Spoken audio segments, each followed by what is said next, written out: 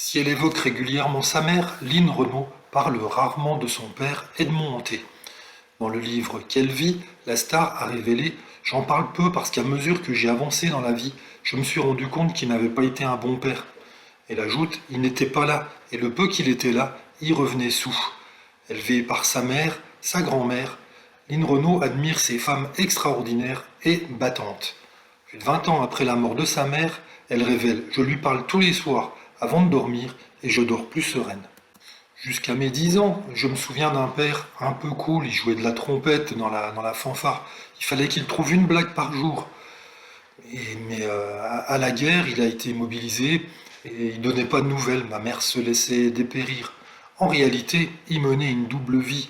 À l'âge de 12 ans, c'est en rentrant de l'école que j'ai appris que mon père avait une deuxième famille.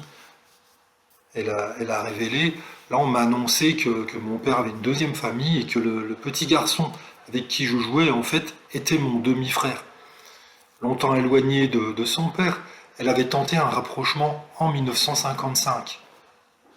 Je suis allé le chercher à la gare du Nord, je l'ai conduit en voiture chez moi, il a été magnifiquement reçu par Lolo, mais c'était trop pour lui, il ne pouvait pas.